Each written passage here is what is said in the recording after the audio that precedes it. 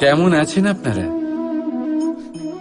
জিজ্ঞেস করলাম এই কারণে, কারণ আজকের দিনে দাঁড়িয়ে আশেপাশে যাকেই দেখছি সে দুঃখী আর ব্যাকুল। সে ভাবে সংসারে সব থেকে বেশি দুঃখ শুধু তার জীবনেই আছে, সব থেকে বেশি সমস্যা তার জীবনেই আছে। সংসারে এমন কেউ নেই যার জীবনে কোনো সমস্যা নেই, আর সংসারে এমন কোনো সমস্যা নেই যেটার সমাধান মানুষের কাছে নেই। কিন্তু সেই সমাধান খোঁজার জন্য নিজের বন্ধ দ্বারগুলিকে খুলে এগিয়ে যেতে হবে, সাহস করে এগিয়ে যেতে হবে।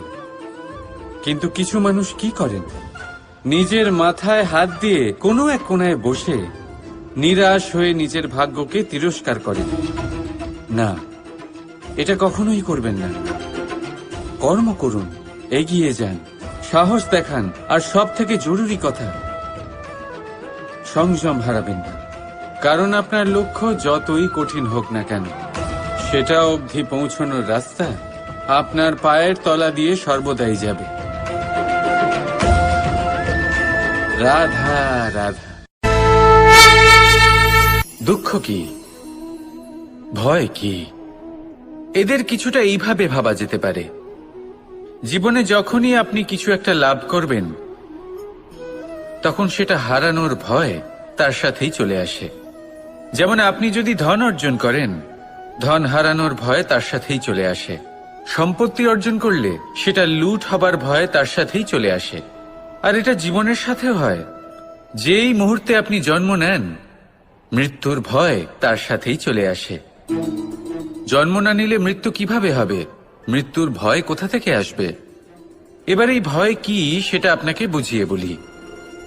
এই ভয় যদি মনের মধ্যে থাকে, জীবনে থাকে, তাহলে যা কিছু লাভ করবেন, সুখ, সম্পত্তি, সুবিধা, ধন, এইগুলি লাভ করার একটা আনন্দ থাকে, এদের সাথে জীবনযাপন করার একটা আনন্দ থাকে। এই ভয় সেই আনন্দ আপনার থেকে কেড়ে নেয়। ধরে নিন কাল আপনার মৃত্যু হতে চলেছে।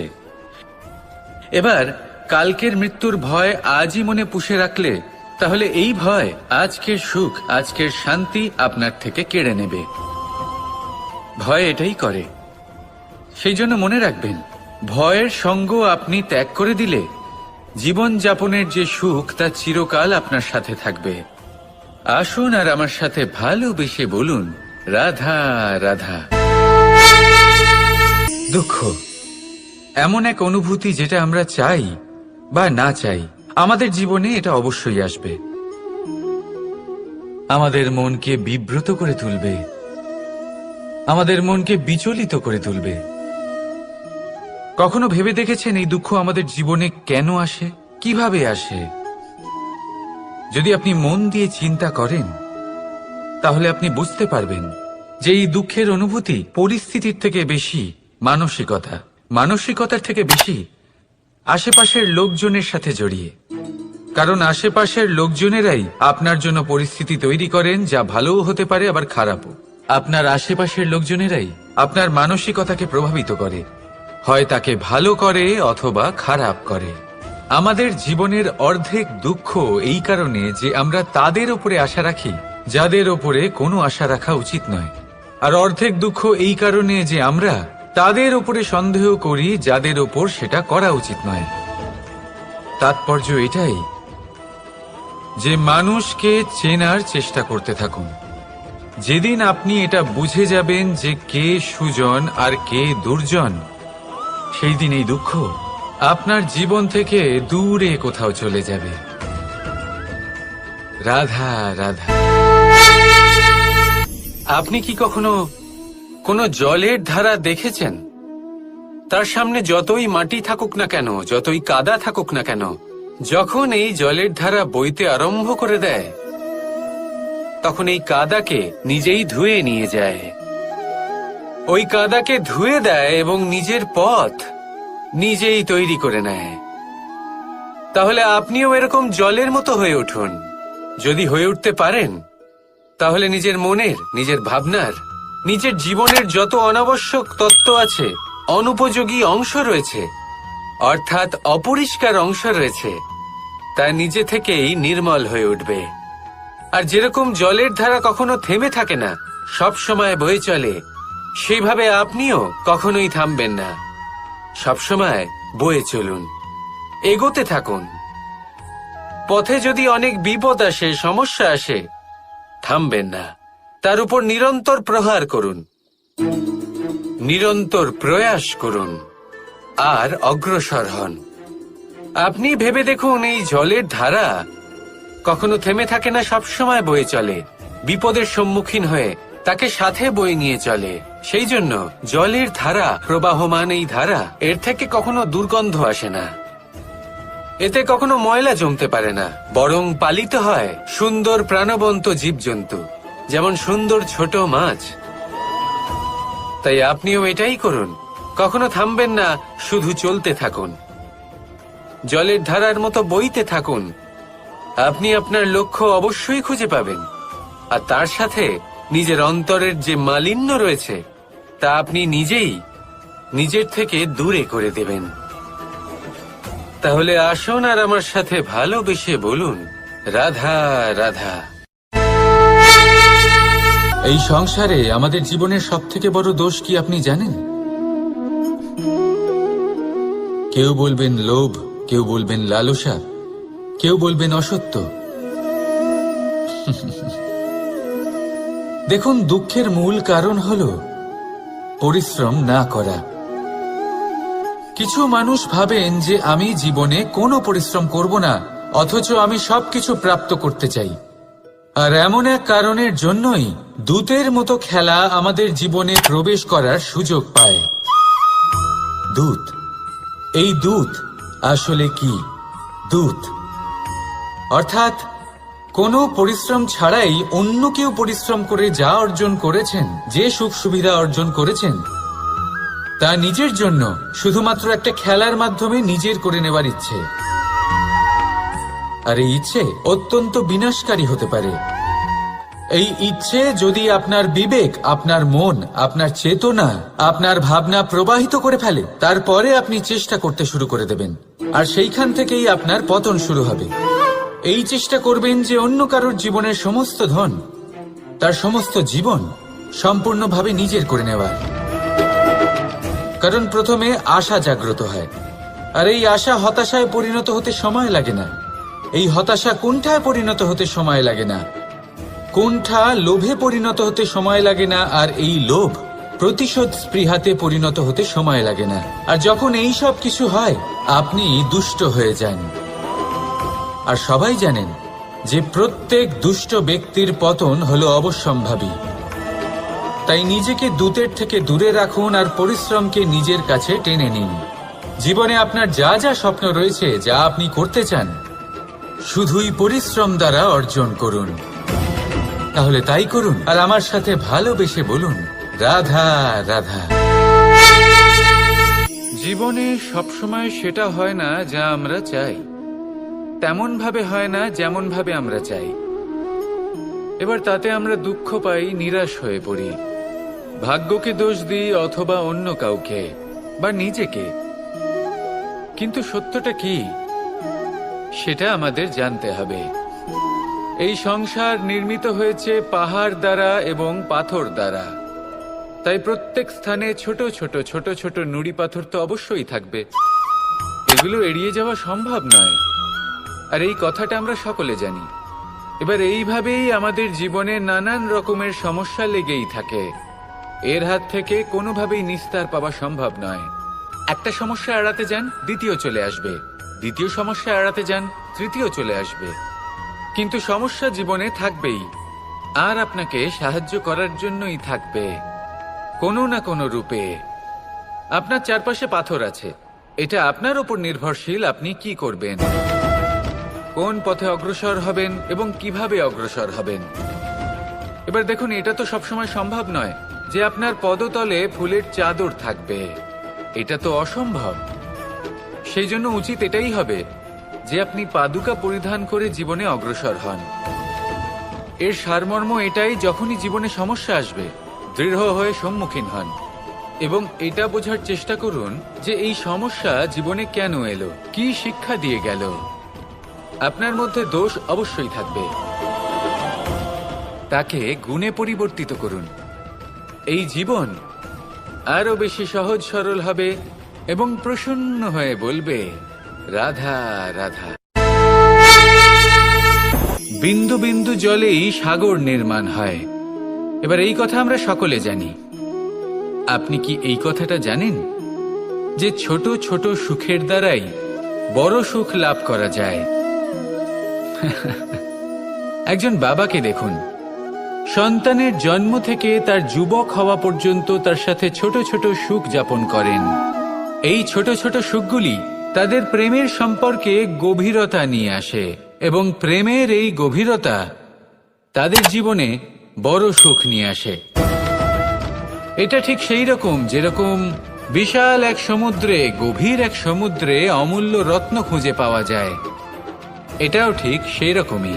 সেই জন্য জীবনে বড় বড় সুখের খোঁজ করতে গিয়ে সময় নষ্ট করবেন না। এই যে ছোট ছোট সুখ আছে, এগুলোকে যাপন করা শুরু করুন, এগুলোর আনন্দ লাভ করুন, এগুলো নিয়ে উৎসব পালন করুন। প্রেমের গভীরতা বুঝুন আর এই গভীর প্রেমে মন নিমজ্জিত করুন। তারপরে দেখুন এই মন আর এই জীবন সুপ্রসন্ন হয়ে বলবে, রাধা রাধা। আজ আমরা মানুষের আরো একটি শত্রুর বিষয়ে কথা বলবো, যার নাম হলো লোভ। যে কোনো বস্তুকে অত্যাধিক লাভ করার যে বাসনা, যতটা লাভ করেছি ততটা যথেষ্ট নয়, আমার আরো চাই, আরো চাই, একেই বলে লোভ। এবার এই লোভ আপনার জীবনে শুভ না অশুভ, আপনার মিত্র নাকি আপনার শত্রু, সেটাও নির্ভর করছে আপনার ওপর। যেমন ধরুন কোনো ব্যক্তির অসম্ভব ধনের লোভ, সে সেটা অর্জন করছে আর সেটা সংগ্রহ করছে, আর সেটা লাভ করার জন্য সে অনৈতিক কাজ করছে। যদি এই সব হতে থাকে তাহলে লোভ কিন্তু আপনার পক্ষে অত্যন্ত ক্ষতিকারক। কিন্তু যদি সেই ব্যক্তি ধরুন ধন অর্জন করছেন, তার সাথে নীতিও পালন করছেন, আর সংগ্রহ করার পরে সেটা সংসারে ছড়িয়ে দিচ্ছেন, যদি এমনটা হয় তাহলে এই লোভ আপনার বন্ধু হয়ে উঠতে পারে। যদি আপনার সৎসঙ্গ লাভ করার, সৎকর্ম করার লোভ থাকে, তাহলে আপনি কখনো একা থাকবেন না। যদি ভালোবাসা প্রদান করার লোভ থাকে, এই সংসারকে সাহায্য করার লোভ থাকে, তাহলে এই লোভ যা সংসারের শত্রু, সেটা কিন্তু আপনার সাথে পরমাত্মার মিলন ঘটাতে পারে। এবার এই লোভকে নিজের মিত্র করে তুলবেন নাকি শত্রু করে তুলবেন, সেই সিদ্ধান্ত আপনারই। আসুন আমার সাথে ভালোবেসে বলুন, রাধা রাধা। কখনো এই প্রকৃতির দিকে তাকিয়ে থাকবেন। এই প্রকৃতি অনেক ধরনের শিক্ষা দেয়। কোন একটা গাছকে দেখুন কিভাবে সে মাটি থেকে জল শুষে নেয়। সে ঝড় হোক বা হোক কড়া রোদ সব সহ্য করে এবং অবশেষে সে ফল ধারণ করে। আর সেই ফল উৎপন্ন করার পরে সে ফল কিন্তু সে নিজে গ্রহণ করে না, এই সংসারকে প্রদান করে, যাতে পশু পাখি মানুষ তারা এই ফল গ্রহণ করে শক্তিশালী হয়ে উঠতে পারে, সুস্থ থাকতে পারে। সেভাবেই নদী, সরোবর এরা নিজেরাও কিন্তু নিজেদের জল গ্রহণ করে না, মাটিকে প্রদান করে, পশু পাখিকে প্রদান করে। সূর্য নিজেও নিজের জন্য প্রজ্বলিত হয় না, সে প্রকাশ ছড়িয়ে দিতে চায় আমাদের সবার কাছে, সে আলো পৌঁছে দিতে চায়। এই প্রত্যেকের কর্মে পরমার্থ নিহিত আছে, আর সেই জন্যই এদের সকলকে পুজো করা হয়। তাই মনে রাখবেন, আপনার কাছে জীবন যাপনের অতিরিক্ত যা কিছুই আছে তা পরমার্থের জন্য। তাহলে তার সদ্ব্যবহার করুন আর আমার সাথে ভালোবেসে বলুন, রাধা রাধা। পরিবর্তন, এটা হলো সৃষ্টির অমূল্য নিয়ম। এই সংসারে সবকিছু সময়ান্তরে পরিবর্তিত হয়, এই সময়ও পরিবর্তিত হয়। পরিবর্তন চিরকাল হয়ে এসেছে আর চিরকাল হতে থাকবে। কিন্তু এবার আমরা সেই পরিবর্তন কিভাবে লাভ করব যেটা আমাদের প্রয়োজন, যেটা আমরা চাই? আমরা জীবনে বিকাশ চাই। এই বিকাশ কিভাবে লাভ করতে পারি? এই প্রকৃতি কিন্তু আমাদের অত্যন্ত উত্তম উদাহরণ দিয়ে বুঝিয়েছে। একটি বিন্দুর উদাহরণ দিয়েছে যা ভবিষ্যতে একটা বিশাল নদীর আকার ধারণ করে। এটা কিভাবে হয়? মেঘ থেকে একটি বিন্দু ঝরে পড়ে সেই পর্বতের ওপর যেখানে হিম আছে। সেই হিমের সংস্পর্শে আসা মাত্র সেই বিন্দুর সাথে আরো বেশ কিছু বিন্দু যুক্ত হয়। তারপর তারা অগ্রসর হয়, আরো কিছু বিন্দু যুক্ত হয়, আস্তে আস্তে একটা ক্ষীণ ধারার রূপ ধারণ করে এবং সেটাই ভবিষ্যতে আরো এগোতে থাকে। অনেকটা যাওয়ার পর যখন অনেক সংখ্যক বিন্দু একসাথে যুক্ত হয় তখন সেটা বিশাল নদীর আকার ধারণ করে। এবার আমরা মানুষ বলে আমাদের সাথে এই নিয়মের অন্যথা হয় তা নয়। আমরাও এই প্রকৃতির অংশ। আমাদের ক্ষেত্রেও একই নিয়ম প্রযোজ্য। যখন পরিশ্রম করে অনেক সংখ্যক বিন্দু আমরা একত্রিত করব তখনই পরিবর্তনের নদী প্রবাহিত হবে। প্রয়োজন হলো নিরন্তর পরিশ্রম করা এবং ধৈর্য ধরা। এটা করতে থাকুন, জীবনে সবকিছু লাভ করতে পারবেন। কারণ প্রকৃতি আমাদের এটাই শিখিয়েছে, আর আমরা এই ব্রহ্মরই একটি অংশ, যার দ্বারা এই ব্রহ্মাণ্ড নির্মিত। আসুন আমার সাথে ভালোবেসে বলুন, রাধা রাধা। আমরা সকলে সামাজিক জীব। মানুষের সাথে দেখা সাক্ষাৎ করা এটা চিরকালই চলতে থাকে। আমরা কখনো কাউকে উপহার দিই, আবার কখনো কেউ আমাদের উপহার দেয়। কখনো কি এমন হয়েছে যে আপনি কাউকে একটা উপহার দিয়েছেন, কিছু সময় পরে বা কিছু মাস পরে সেই উপহারই ঘুরে ফিরে আপনার কাছেই এসেছে, অর্থাৎ সেই বস্তুটাই আপনার কাছে আবার ফিরে এলো? এরকম হয়। ছেলেবেলায় একদিন একজনের বিবাহ ছিল। তখন মা তাকে একটা উপহার দিতে চাইছিলেন, তাই তিনি একটা পোশাক বানালেন আর সেটাকে সুসজ্জিত করছিলেন। আমি দেখলাম আর জিজ্ঞেস করলাম যে মা, এই পোশাক এত সুসজ্জিত করার কি আছে? তখন মা বললেন যে কানাই, কখনো কাউকে এমনই উপহার দেবে, এমন প্রকারে দেবে যে সেটা যদি আবার ঘুরে ফিরে তোমার কাছে ফিরে আসে তাহলে যেন তোমার খারাপ না লাগে। এটাই কিন্তু হয় আমাদের ব্যবহারের সাথে, কর্মের সাথেও এবং আমাদের কথার সাথেও। তেমনই আচরণ করবেন যে আচরণ আপনি সহ্য করতে পারবেন। যদি মুখ থেকে কটু কথা বেরোতে থাকে তখন নিজেকে সংযত করে নিন। সেই শব্দই প্রয়োগ করুন যেটা আপনি তার বদলে শুনতে চাইবেন এবং আপনার দুঃখও হবে না।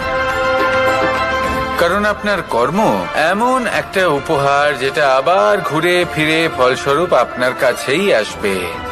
সেই জন্য নিজের আচরণ শুভ করুন, নিজের মানসিকতা শুভ করুন, নিজের মুখ থেকে মধুর বাণী নিঃসৃত করুন আর এইভাবেই মধুরভাবে বলুন, রাধা রাধা। এই সংসারে প্রত্যেকটা জিনিসের নিজস্ব একটা বিশেষত্ব আছে, আর তার বিশেষত্বর জন্যই তাকে বিশেষ গুরুত্ব দেওয়া হয়। যদি কথা বলি অস্ত্রের, যেমন তরোয়াল। তরোয়াল নির্মাণ করা হয়েছে রক্ষার জন্য। কত তাড়াতাড়ি সে সামনে উপস্থিত শত্রুকে নিধন করতে পারে। এবার এই তরোয়ালের কোন গুণটা দেখা প্রয়োজন? সেটার ধার। সেই বস্তুটি নয় যার মধ্যে এই তরোয়াল রাখা হয়। সেইভাবেই যদি আমি কথা বলি বানের, তাহলে এটা প্রয়োজনীয় নয় যে সেই বান কতটা তীক্ষ্ণ, কতটা বলশালী। এটা দেখা প্রয়োজন যে তার আকারটা কেমন। সে কি বাতাস ভেদ করে নিজের লক্ষ্যে পৌঁছতে পারবে? সেটা বেশি গুরুত্বপূর্ণ। সেই জায়গাটা নয় যেখানে সেই বান রাখা হয়। ঠিক সেইভাবে যদি আপনি কোনো মানুষেরই মূল্য বুঝতে চান, তাকে পরখ করে দেখতে চান, তাহলে তার জাতি, তার ধর্ম, তার রূপ, তার আকার, সেগুলো দেখে তাকে পরখ করতে চেষ্টা করবেন না। তাকে পরখ এই সব কিছুর ভিত্তিতে করবেন না। তার স্বভাবটা দেখুন, তার গুণ দেখুন, তার প্রতিভা দেখুন, তার কর্ম দেখুন। কারণ এটাই সেই ব্যক্তির আসল পরিচয়, এটাই হলো তার অস্তিত্ব। যখনই আপনি কোনো নর্তককে শ্রেষ্ঠ নৃত্য প্রদর্শন করতে দেখেন তখন আপনি কিন্তু এটা ভাবেন না যে সে কোথা থেকে এসেছে, সে কি খায়, ওর বন্ধু বান্ধব কারা, আপনি তার নৃত্য দেখেন, ওর শিল্প দেখেন, সেটারই প্রশংসা করেন, সেটাকেই সম্মান করেন। সেইভাবে এই সংসারে সকলকে সম্মান করুন। আর এই সম্মানের আধার হওয়া উচিত তার গুণ, তার স্বভাব, তার কর্ম, তার রূপ আর তার বেশভূষা নয়। আসুন আমার সাথে ভালোবেসে বলুন, রাধা রাধা। এই সংসার বলে যে কৃষ্ণ হলো মহাযোগী, কেউ বলে যে কৃষ্ণ হলো সাংখ্যযোগের প্রবর্তক, কেউ বলে ভক্তিযোগের, কেউ বলে জ্ঞান যোগের, কেউ কেউ এটা মনে করেন যে অষ্টাঙ্গ যোগের প্রভু হলাম আমি। কিন্তু এই যোগ আসলে কি? যোগ বিষয়টাকে বোঝা খুব একটা কঠিন নয়, কিন্তু সেই যোগকে নিজের যাপনের অংশ করে তোলা হলো অত্যন্ত কঠিন, আর তার জন্য প্রয়োজন অভ্যাস। যোগ শব্দটার অর্থ হলো যুক্ত করা, আর এটা আমি ছোটবেলায় শিখেছিলাম। যখন আমার মাখন খেতে ইচ্ছে করত আর মা মাখনের সেই হাঁড়িটা ওপরে টাঙিয়ে রাখতেন, তখন আমরা ভাবতাম যে অত দূরে পৌঁছবো কি করে। তখন আমরা যোগের বিষয়ে জানতে পারলাম, আর তখন জানতে পারলাম যে সবথেকে গুরুত্বপূর্ণ যোগ আসলে কি? সহযোগিতা, সাহায্য। আমরা সব সখারা একসাথে জড়ো হতাম, একে অপরের পিঠের ওপর উঠে দাঁড়াতাম, আর তারপর আমরা ওই মাখনের হাঁড়ির কাছে পৌঁছতে পারতাম, আর তারপর আমরা সবাই মিলে সেই মাখন ভাগ করে খেতাম। সহযোগিতা, এটা অত্যন্ত গুরুত্বপূর্ণ। পাণ্ডবরাও মহাভারতে এটাই করেছিলেন। ওনাদের সাথেও কেউ ছিল না, একে অপরকে সাহায্য করে ওনারা অনেক বীরদের একত্রিত করেছিলেন। তারপর অবশেষে মহাভারতের এই মহাযুদ্ধে ওনারা জয়লাভ করেছিলেন। রামায়ণে রাম এবং লক্ষ্মণের সাথে কেউ ছিল না। সহযোগিতার মাধ্যমে ওনারা ভাল্লুক আর বানর সেনাকে একত্রিত করেছিলেন, আর এই সংসারের সব থেকে প্রবল রাক্ষস রাবণকে বধ করেছিলেন। মনে রাখবেন, একসাথে মিলে যদি আপনারা কর্ম করতে শেখেন, তাহলে এই সংসারে এমন কিছুই নেই যেটা আপনি অর্জন করতে পারবেন না। আসুন আমার সাথে ভালোবেসে বলুন, রাধা রাধা। মানুষ যখনই কোনো পর্বতারোহণ করতে শুরু করে, তখন সে বারবার পড়ে যায়, বারবার উঠে দাঁড়ায়, সামনে এগোতে চেষ্টা করে, কিন্তু যদি সে দৃঢ় নিশ্চয় করে থাকে, তাহলে সে অবশেষে সেই পর্বতের শিখরে পৌঁছেই যায়।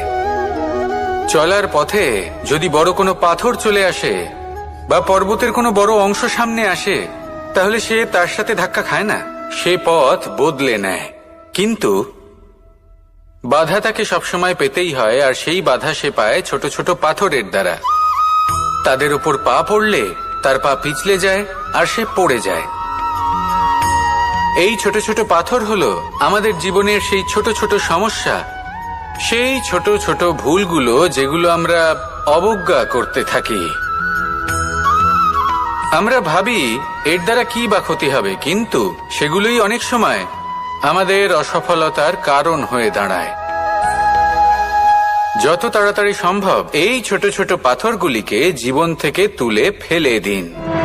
ভুল হওয়াটা স্বাভাবিক, কিন্তু তার মানে এই নয় যে বারবার সেই ভুলের পুনরাবৃত্তি ঘটবে। ভুলটা বুঝুন, সেটা স্বীকার করুন, আর সেটা শুধরে নিন। যখন আপনি এটা করতে শিখবেন, তখনই খুব তাড়াতাড়ি আপনি সেই শিখরে পৌঁছতে পারবেন। আর যখন পৌঁছে যাবেন, তখন এই মন প্রসন্ন হয়ে বলবে, রাধা রাধা। সূর্য এই সংসারকে আলো প্রদান করে।